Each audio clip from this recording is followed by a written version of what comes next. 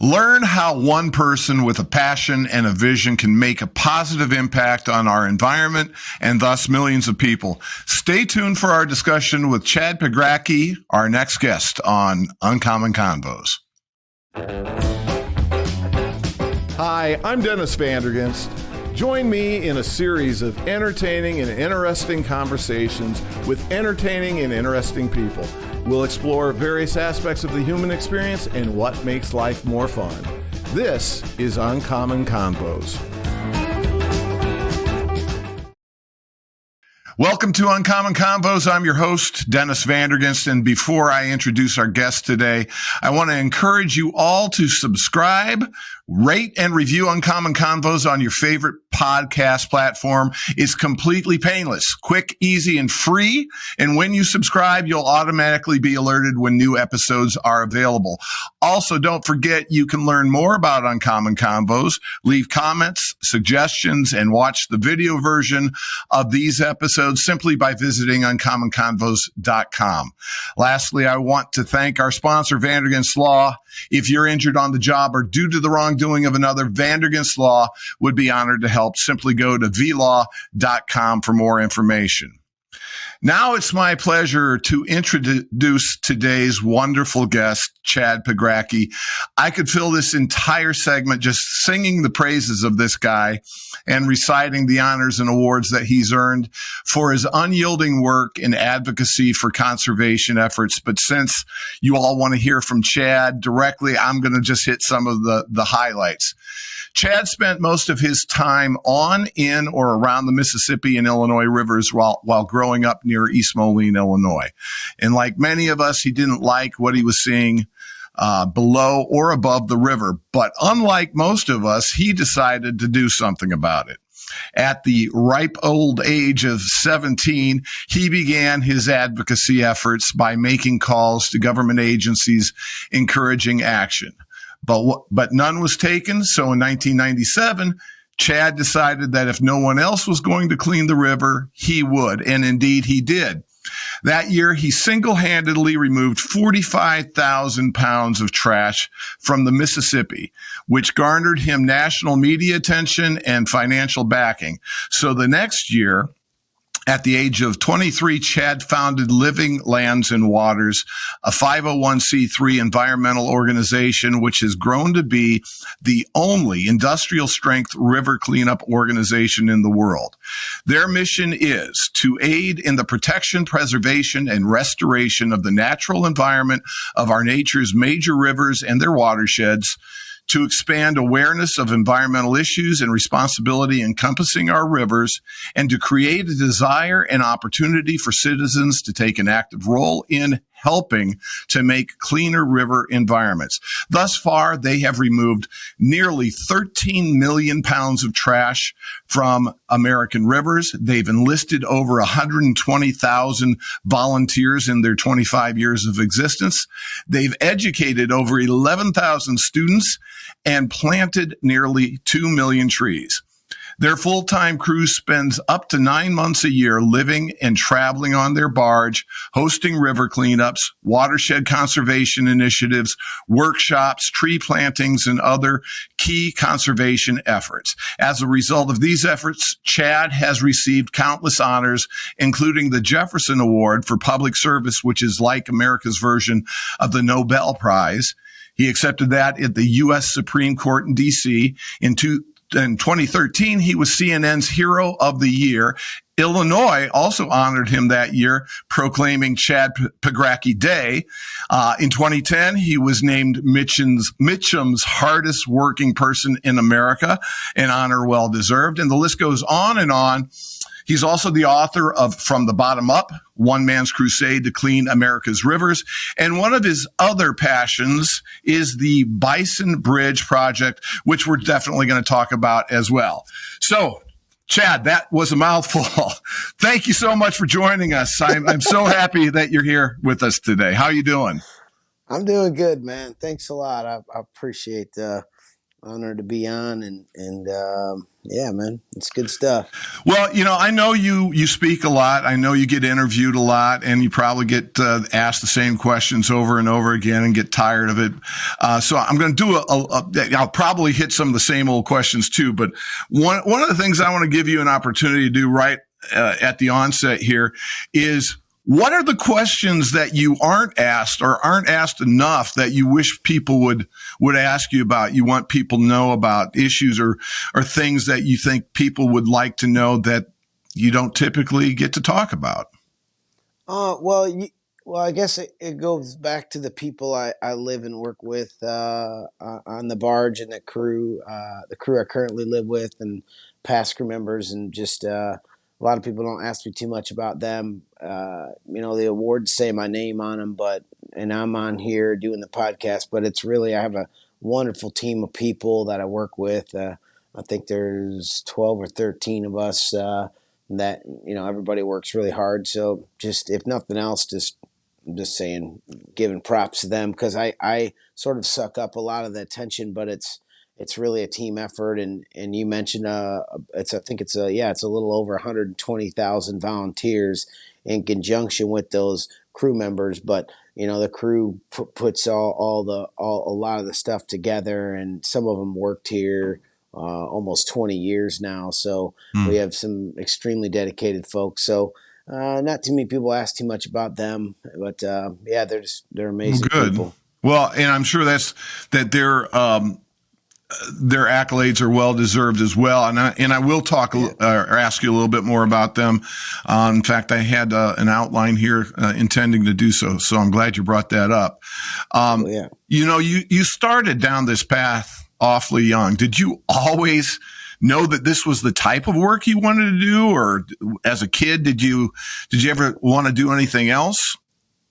I don't remember. I liked working on the river. I was a shell diver, diving for mussel shells when I was a teenager, and selling those to make money to go to college, and once I was in college to stay in college. So I really liked that, and I did some commercial fishing and worked on barges. So I really enjoyed working on the river. I didn't know exactly what I wanted to do, but once I started doing this, I really like people, so I got to work with a lot of different cool people, and I got to do something good, not just for the river, but also the community. And I felt like, since the Mississippi River, it's doing something good for the country, and it was just a combo of that, and it was very well received. So, and I was getting to work with some companies too that were sponsoring it, so it was good. And once I did that, then I knew that this is what I wanted to do. So that's how I started. But no, I don't remember ever thinking I knew what I wanted to do when I got older. It's a big world. It's a lot of choices, and a lot of opportunity. So yeah. Well, now as you've been doing this, over 25 years, right? Is there ever times? I mean, that's got to be pretty grueling. All the garbage and everything that you're doing. Do you ever stop and think, man, I need a career change, or is it just such a passion that it never even occurs to you?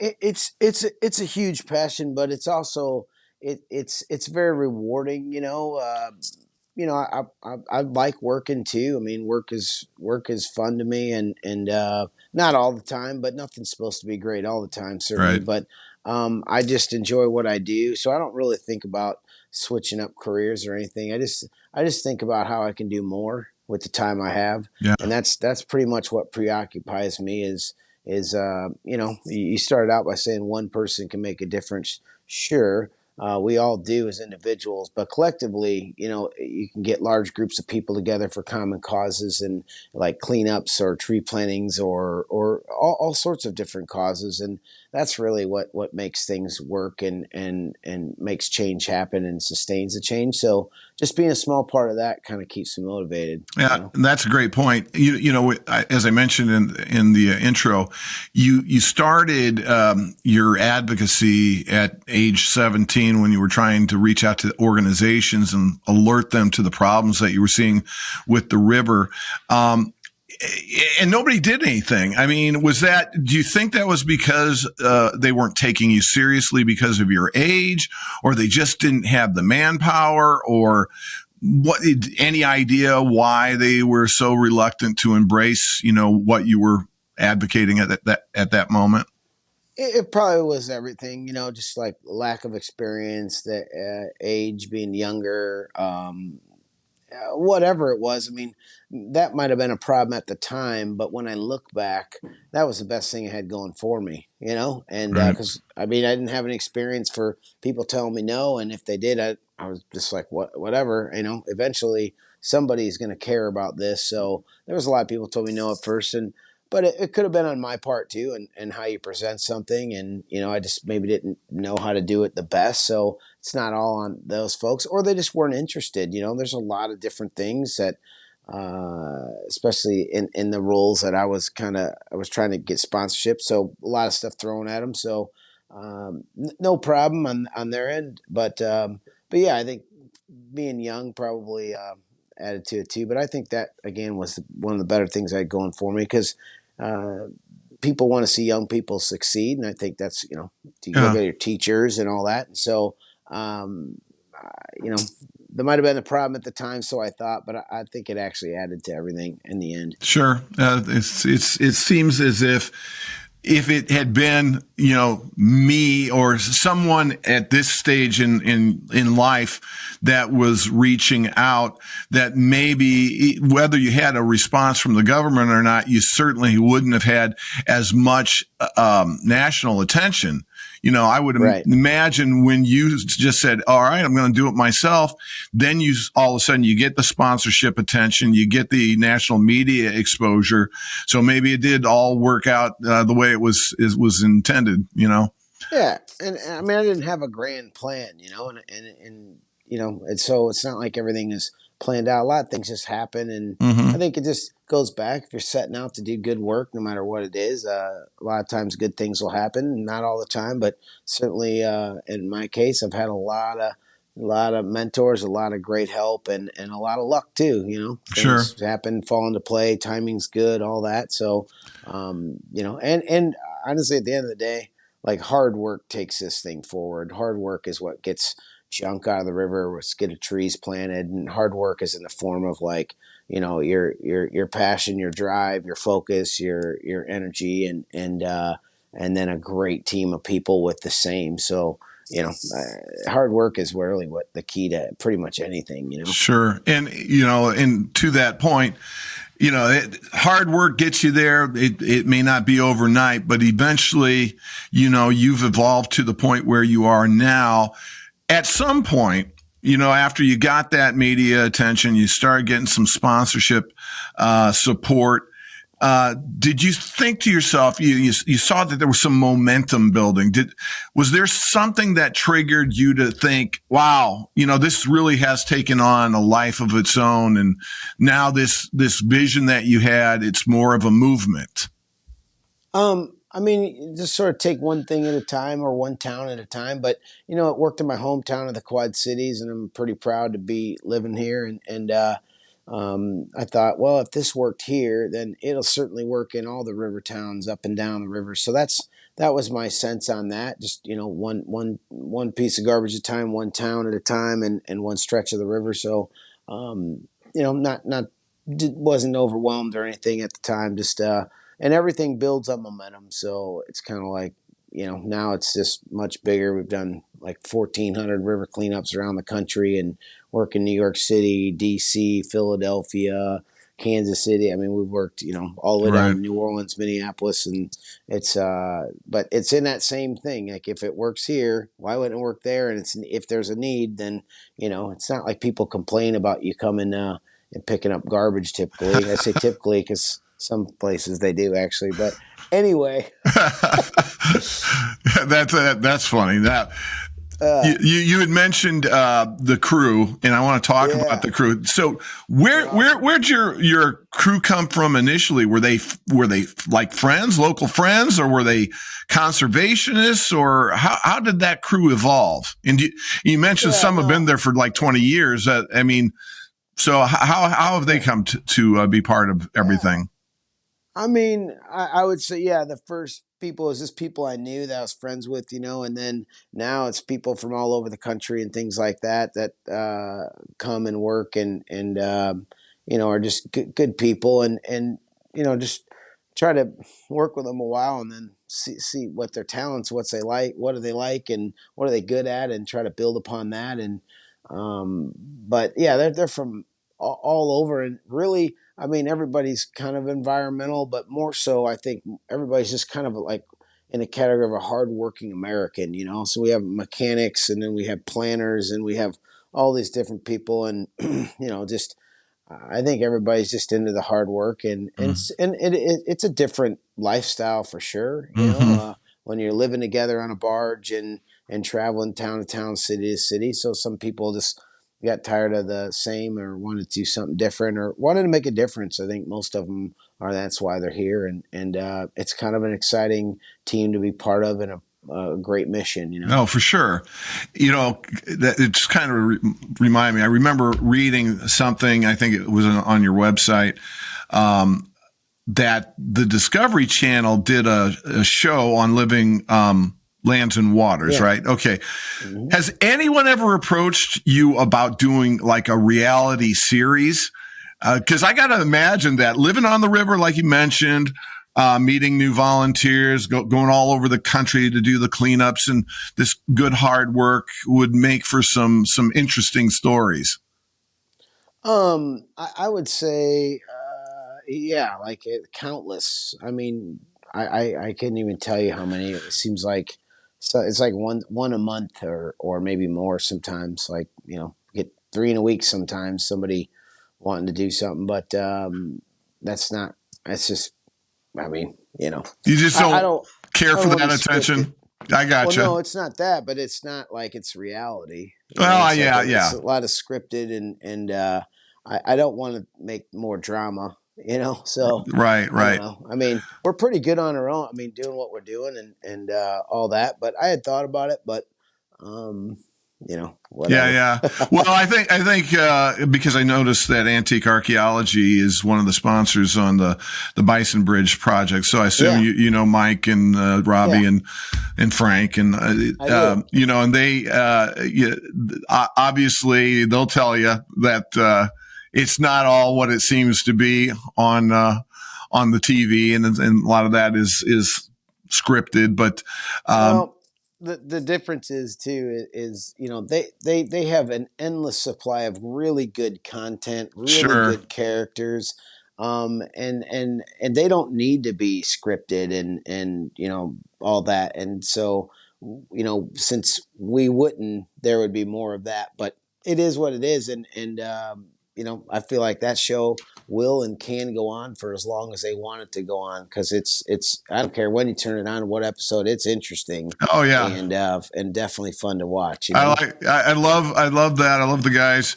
I love Pawn Stars too. That seems to be getting a bit more and more scripted, but I love seeing little tchotchkes that they always come across. Yeah. Which that's something I want to talk to you about as well. I read on the website somewhere some of the stuff that you guys have recovered from the rivers. I mean, some crazy crap. What's would you say is like the craziest stuff that you can recall pulling out of the river? I mean, we pulled out. I mean, you name it. I mean, all sorts of like a Civil War artillery shell that was still live, and then the guy took it home after he figured out what it was and told us, and we're like, oh, we texted him like 3 days later, and then he sends back a text like, well, bomb squad found out, came to my apartment complex and evacuated it and took it away and all this. And so I have one of the world's largest message in a bottle collections. I saw that. And so that goes all over. It goes on tour. I think it just got back from Virginia and it's heading to Florida. It's going somewhere, but it tells a lot of different stories, and then it's kind of tells how far it came or where we think it came from, because people have their addresses on it or will tell you. But that's pretty cool. You just never know what you're going to find out there. I mean, there's just so much different things. but it keeps the job really interesting for For sure. everybody that works out there and the volunteers as well. Yeah, I saw 104 messages in a bottle. Yeah. And these are. I've probably done that as a kid. I probably did something like that, and I hate to say it because it's still garbage you're throwing into the river. But so is it preserved, the actual message? Are you able to retrieve it and read it and get some sense of how old it is and what they're saying in there? Yeah, oh yeah. Most of sometimes it's just so sun faded you can't tell, but most of them you can. Maybe 25, 30 years old would be the oldest, but Mm-hmm. it's where it came from, who it was, and sometimes I've been able to contact them and they remember doing it or they forgot. Now they remember it. It's pretty cool. That's But funny. truthfully, there's a lot of them that aren't meant to ever be read. I mean, these are Sure. pretty heavy. They're meant to write into the universe about big problems in their life and Right. contemplating on, bigger things. And so, and are anonymous and all that. So, some of them you just keep passing, you just let them go. Sure. Kind of, Yeah. there's some really strange ones as well. But yeah. Yeah, I think Good stuff. when I would have done it as a kid, it was probably that kind of out into the universe. God, please bring me a G.I. Joe or something. I saw that some of the statistics I wanted to read off to the audience here. Some of the other things, this just kills me. 942 refrigerators, 452 televisions, 197 stoves, 176 washing machines. I mean, basically, you could have your own used appliance center. I know this stuff isn't likely to be operational, but it's hard to believe people are tossing that kind of stuff in the river. Bowling balls, for instance. I think there were 100 bowling balls. Who's launching bowling balls into the river? I don't know. But bowling balls is mysterious because they're all over and they float. Most of them float. So, really. yeah, you wouldn't think so, but they do. They're filled with foam and they float. You'll see them flood coming down, bobbing down the river and all that. A lot of motorcycle helmets. It's all sorts of different things you find. But again, it's pretty crazy. But refrigerators and yes, I have barge loads of that, literally millions of pounds of that. But the thing is where we first started here and I'd say from Minneapolis to St. Louis, it's just totally changed as far as for the better for garbage. It's not just me noticing it, but it's the towboat captains that drive the barges. It's the bass fishermen, the commercial fishermen, the bird watchers, the canoeists. All walks of life just noticing what a difference it is. And I'm a small part of that change. I've had a lot of volunteers and there's just a lot more attention on riverfronts and all of that now. So people are treating it as a treasure, not like a place to dump trash. So, change is kind of like our barge. You fire it up and it's very heavy and very slow to get going. But once it gets going, it's hard to stop. And that's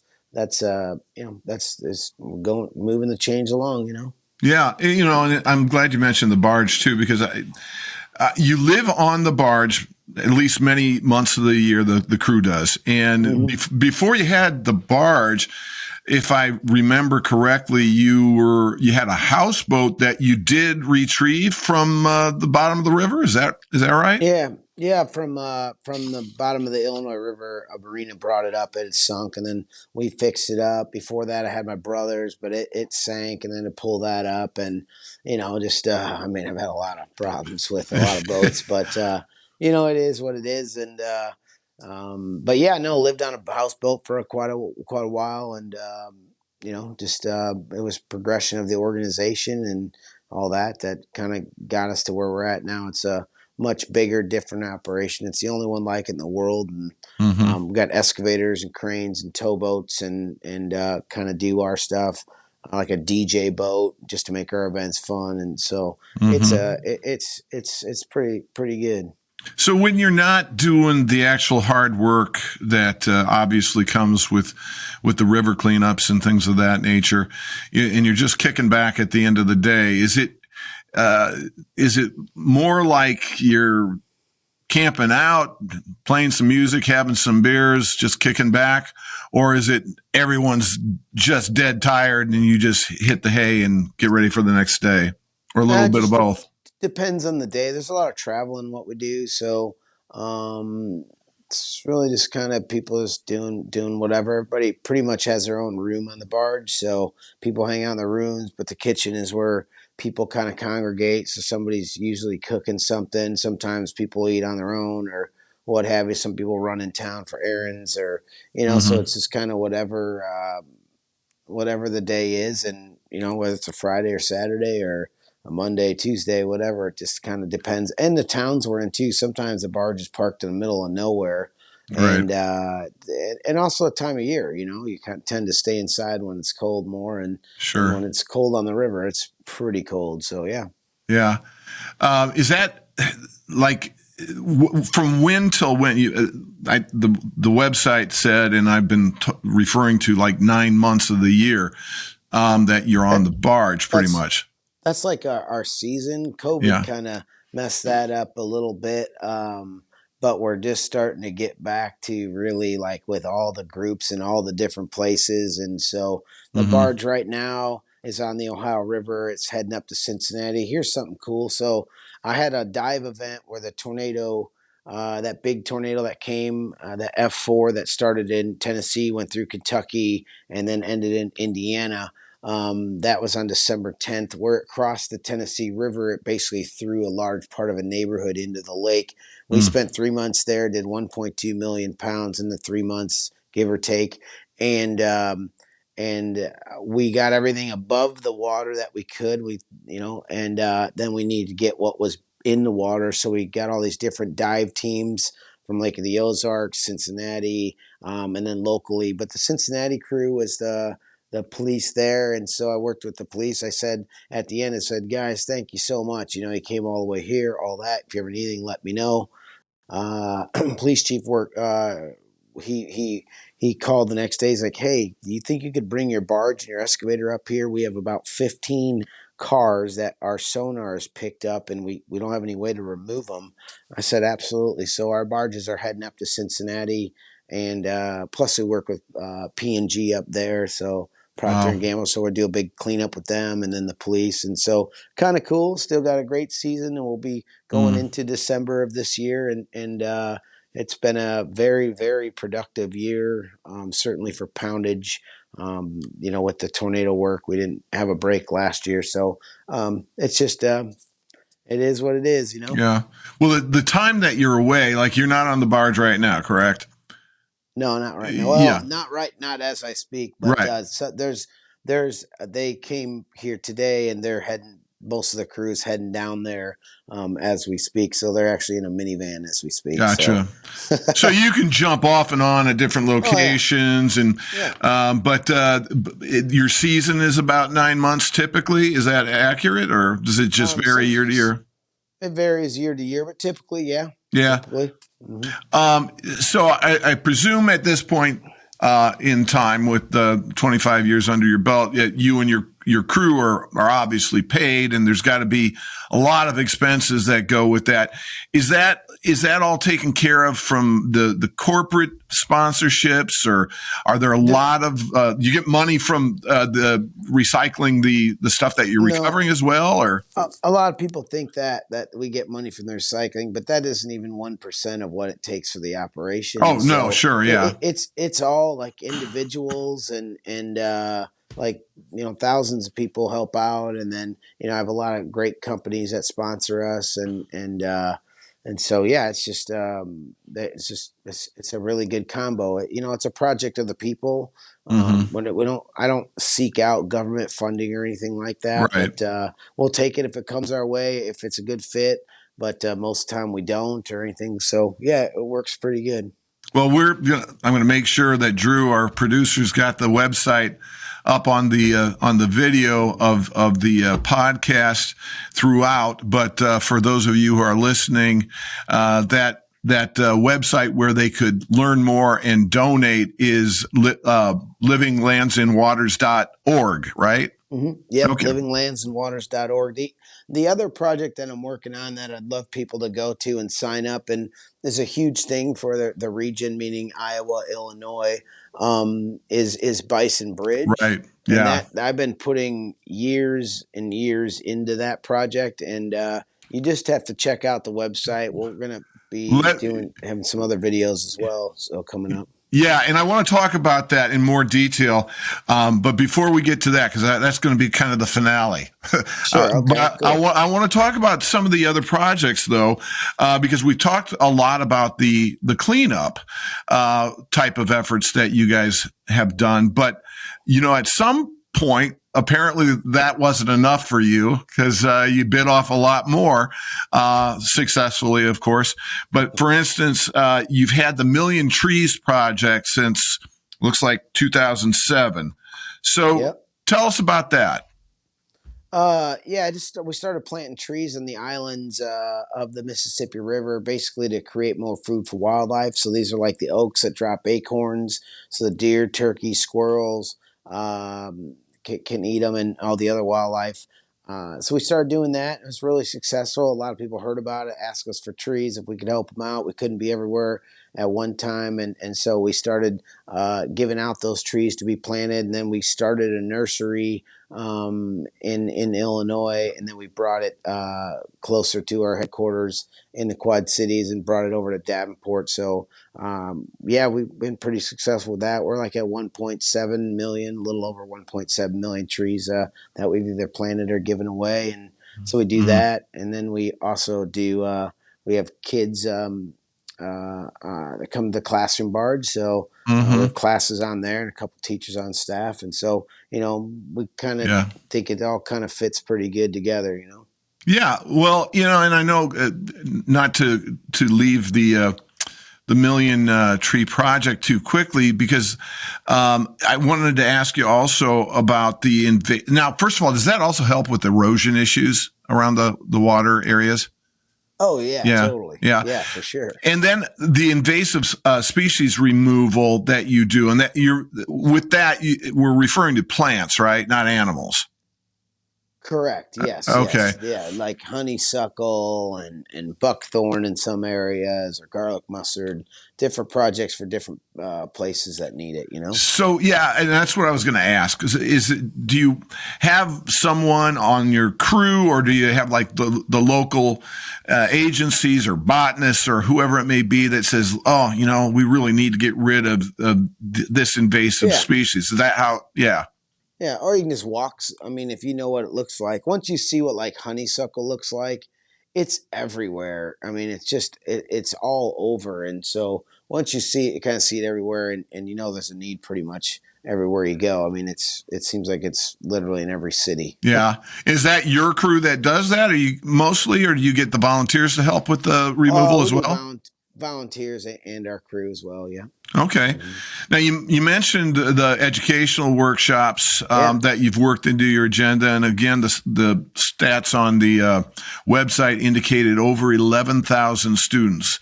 Now, are those kids, or I think I saw something about actually having some teachers also come and do workshops. Is that right, or how's that work? Yeah.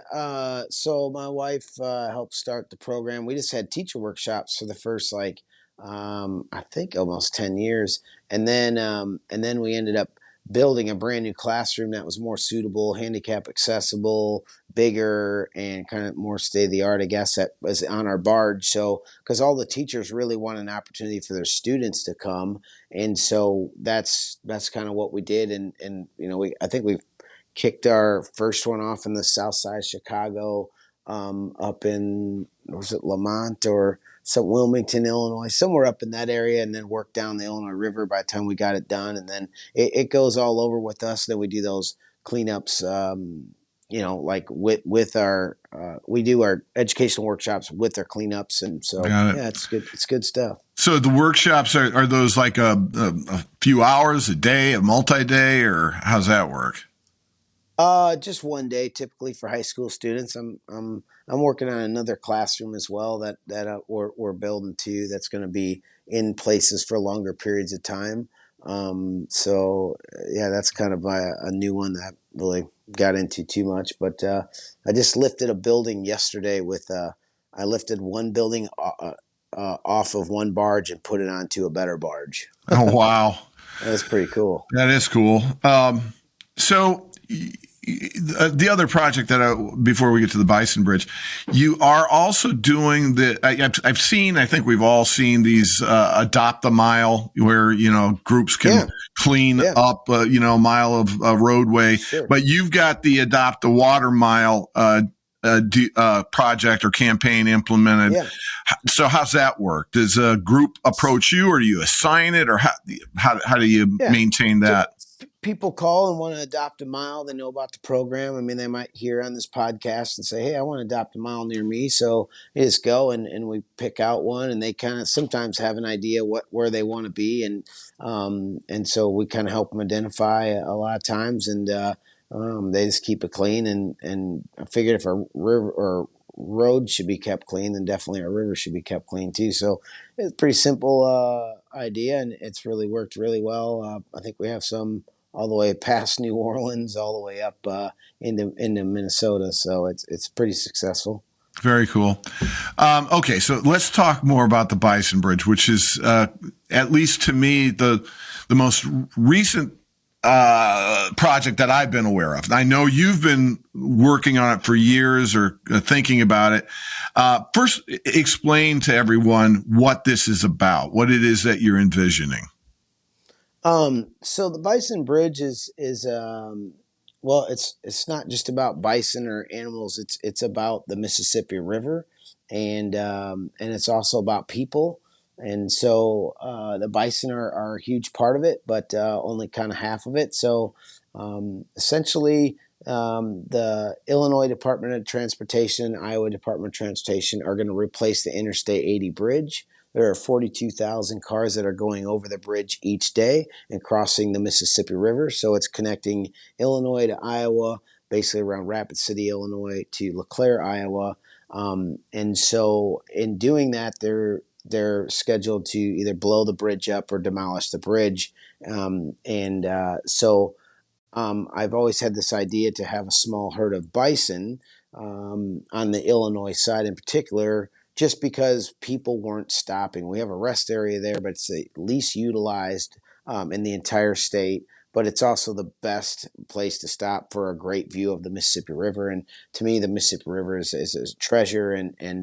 So I thought if you had a small herd of bison and could have wildlife viewing, people would stop. And I got the idea from going up into Interstate 70 up into the mountains when I was a kid, and we'd always stop at this little wildlife area where tons of people stopped. You can't even get a parking space no matter what the weather is, what day it is. And so I thought, if they stop there, why wouldn't they stop here? So that was my idea where it originated. Then I heard they were going to demolish the bridge. That's how this transformed. So it's essentially making the longest wildlife crossing in the world using the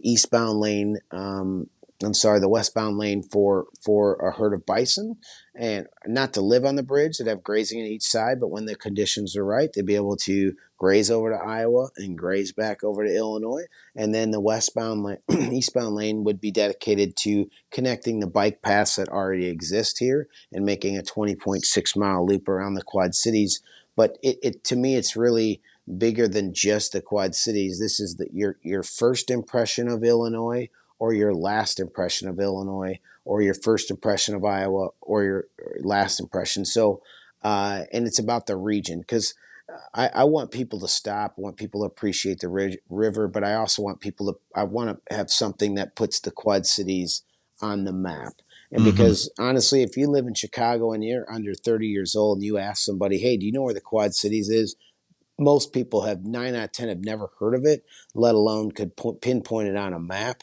And it's a Rust Belt city. We're competing with all the other Rust Belt cities, and Sure. essentially, who's leaving here is a lot of younger talent. And to have something iconic here, kind of would keep us on the map, keep people talking about it, And so I always put it in those contexts is that the truth is we need it. And here's the kicker. Bison Bridge does a lot for the people, quality of life around this area. Certainly gives people a place to stop. But what it also does is it saves the taxpayers about $30 million. So if they've got to demolish the new bridge and they would have to put a new bike lane on that bridge, so essentially another lane, between the two, our engineers estimate around $30 million going to cost. So we would lose $30 million. We'd pay as taxpayers to lose a great one-of-a-kind attraction in the world. And so I think it's a really good thing. I've been working on it behind the scenes for a very long time. I kicked it off, and we have lots of people signed up. And if you go to bisonbridge.org, you can check it out. Yep, I signed up, became one of the herd. I loved how you had that phrase there. It's such a cool idea. I was going to ask you about the engineering aspect. So you have retained engineers to already look into the cost issue. Is that right? We have lots of different, all sorts of. So the person that was the engineer for the state that was in charge of the bridge when they were doing that, he retired, and I hired him 2 weeks later. He's worked with me about 2 years now on the project. And then we have several other firms that have helped us. How much dirt can you put on it? How is the structure? So behind the scenes, there's been so much, I just presented from a 30,000 foot view, but diving into the details to see if this is feasible.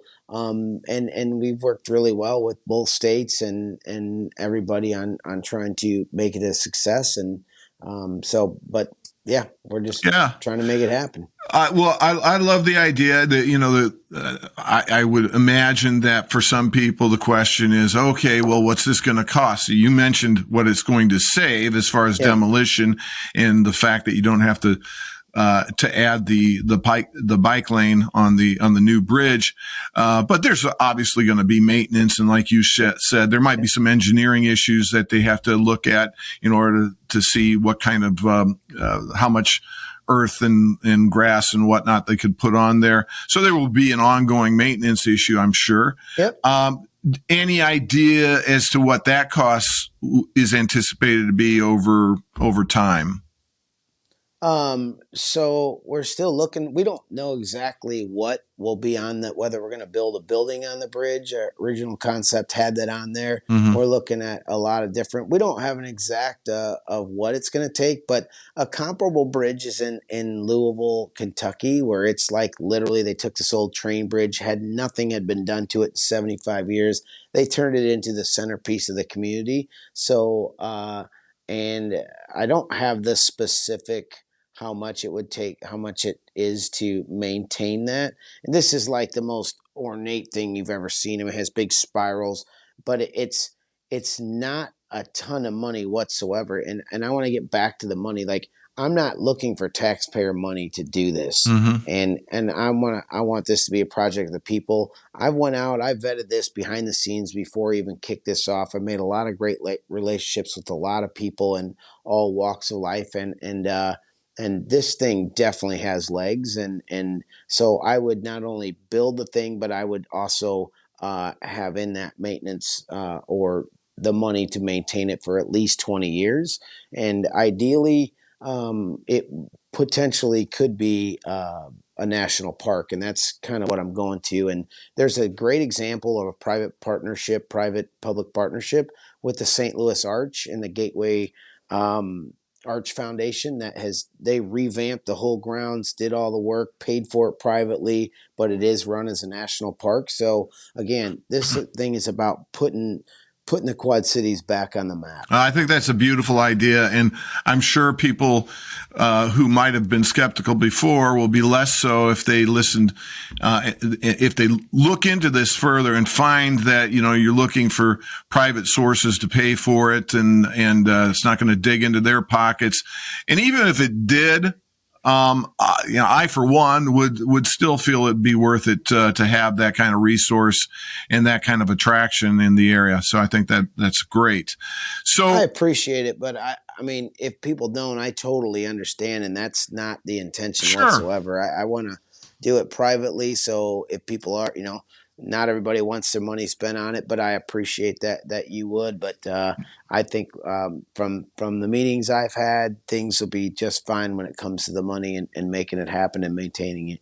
And that's at bisonbridge.org. Is that right? Yep, So, yeah, if you want to be part of the herd as well and sign up and show your support, that's where you go for that.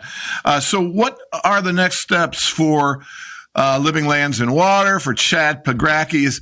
Is retirement ever on the horizon, or are you going to do this till you die?